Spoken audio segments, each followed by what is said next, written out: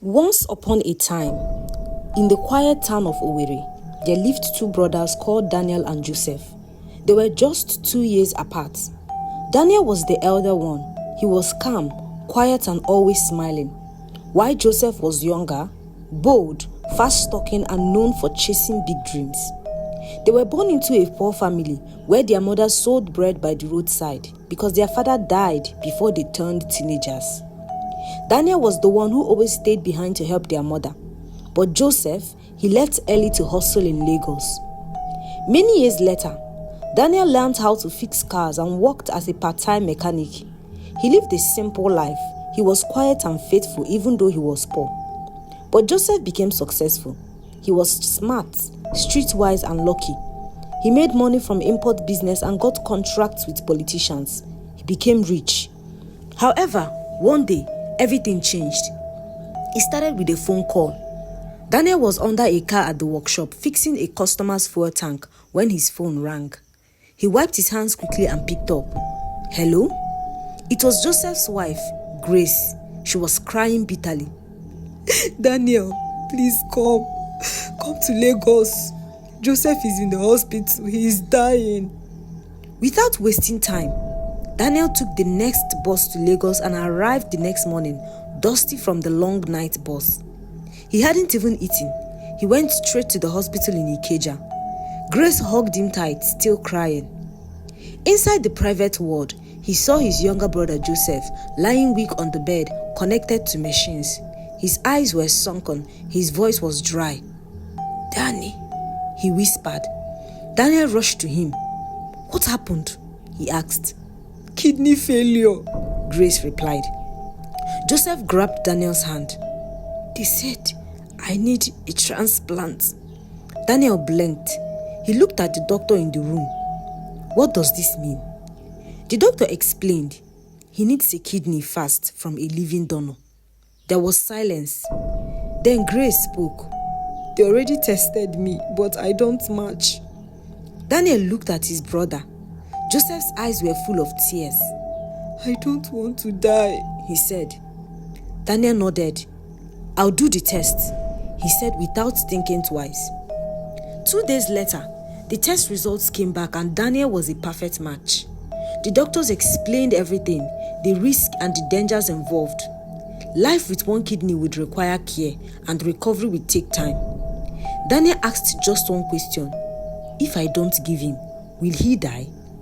The doctor nodded and Daniel didn't think twice. He said yes. The night before the surgery, Daniel sat beside Joseph in the hospital bed. Why did you come? Joseph asked quietly. Daniel smiled. Because you're my brother. Joseph turned his face away and tears rolled down. I don't deserve this. Daniel shrugged.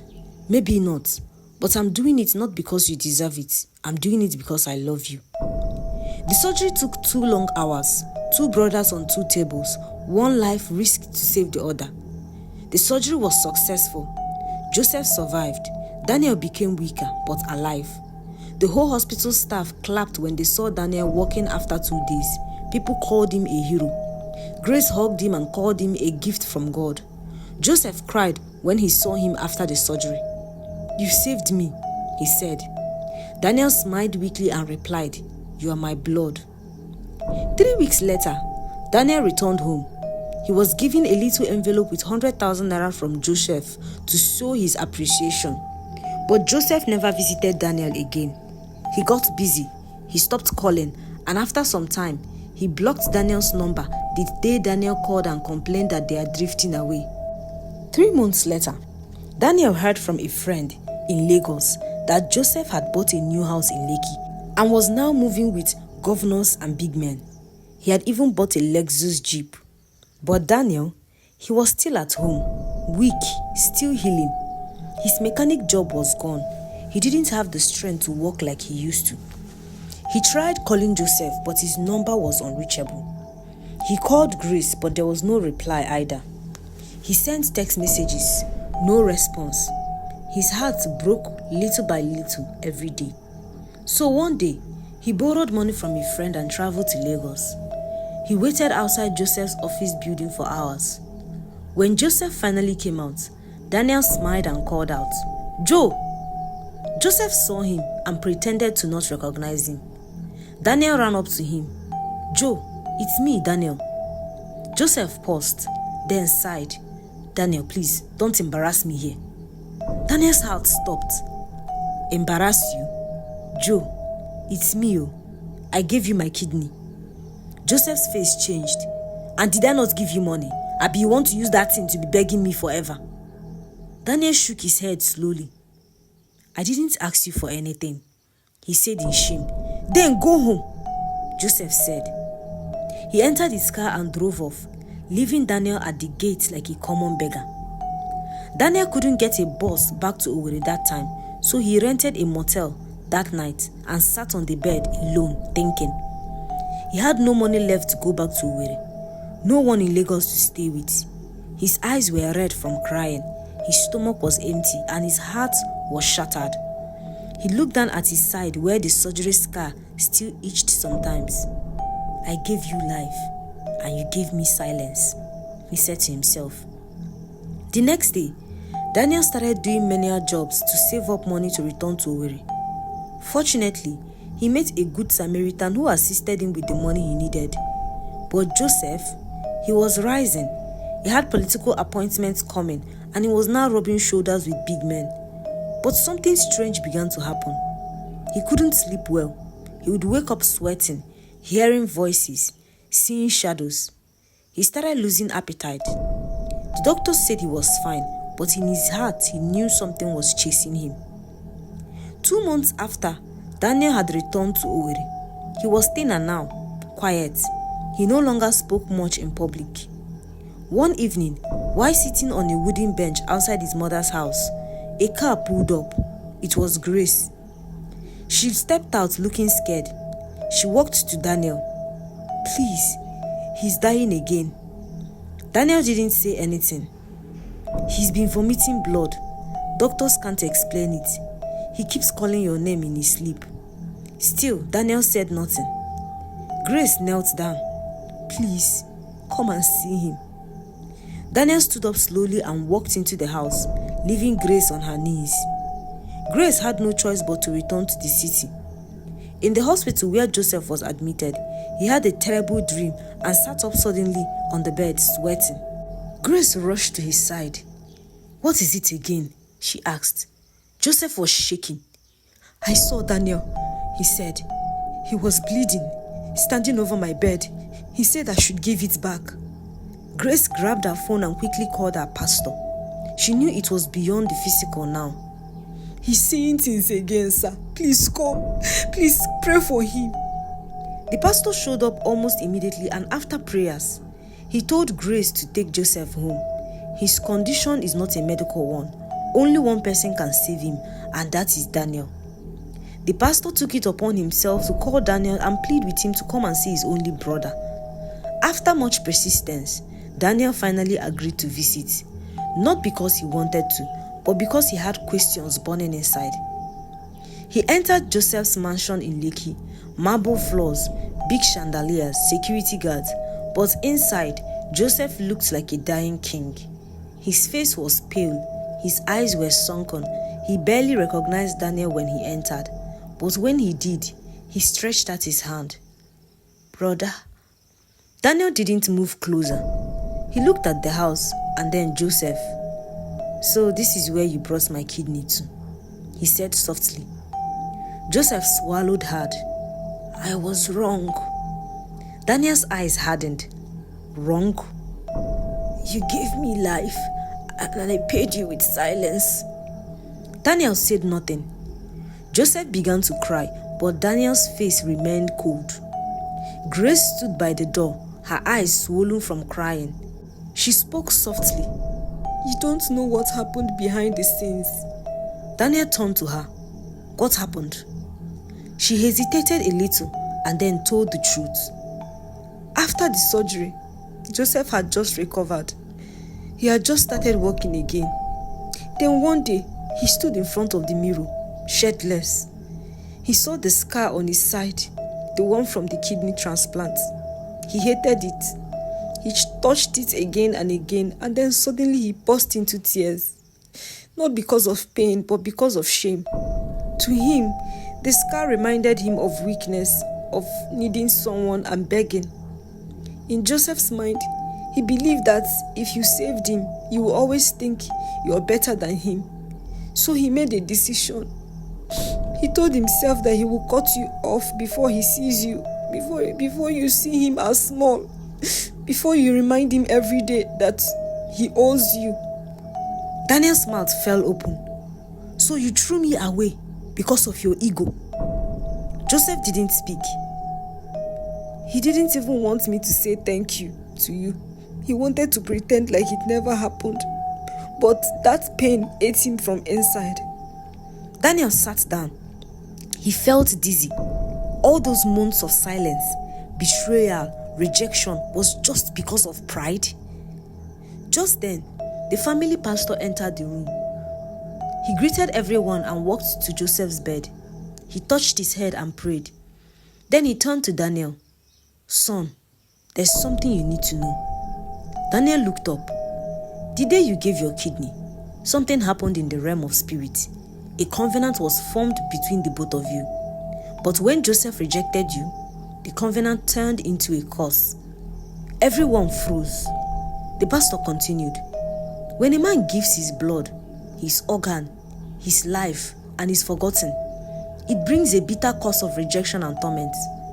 Joseph had been dying not just because of his body, but because of that broken bond. So what do we do?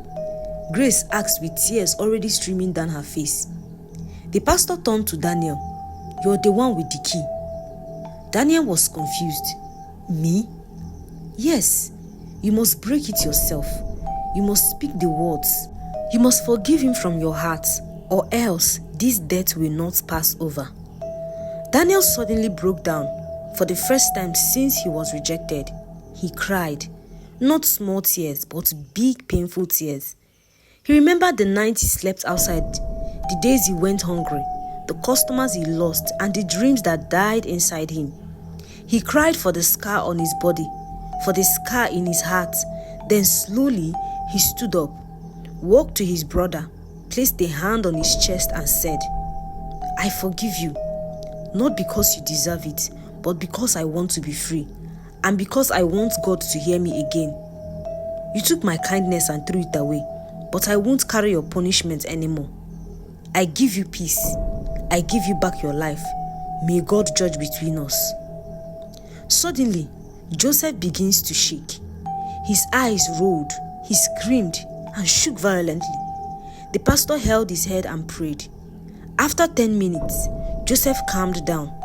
His breathing slowed. He opened his eyes and looked around and smiled faintly. The voices, they are gone. When Daniel saw that he was now fine, he turned and walked away.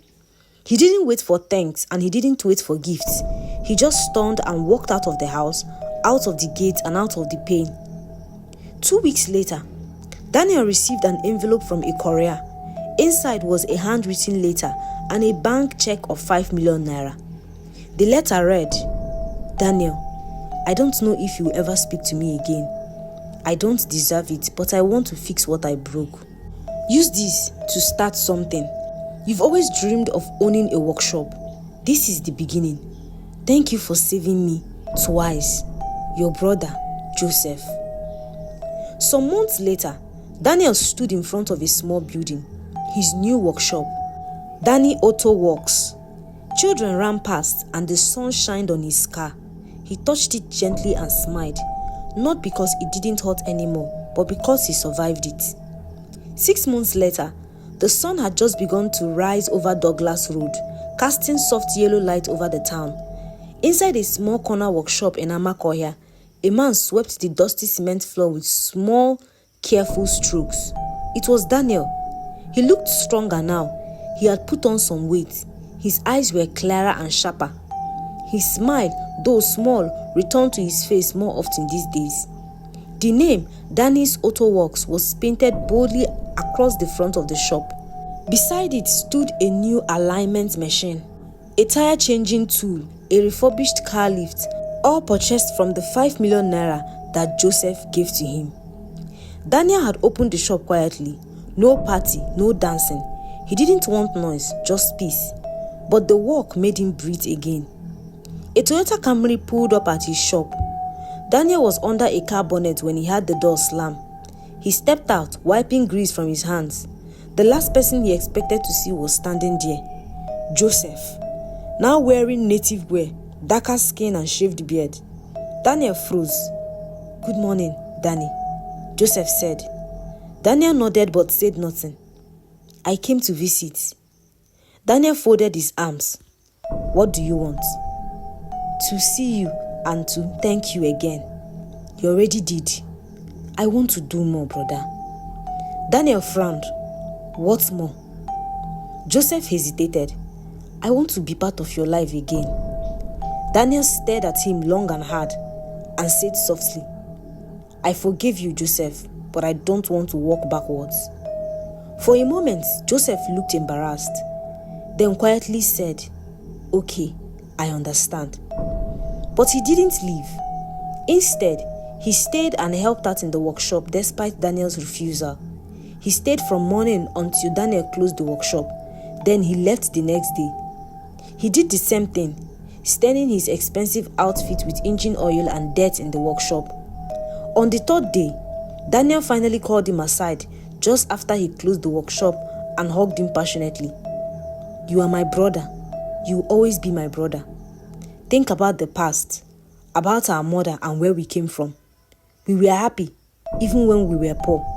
We should be happier now," Daniel said. Joseph broke down in tears and went on his knees. He apologized for everything he put Daniel through, and they both reconciled.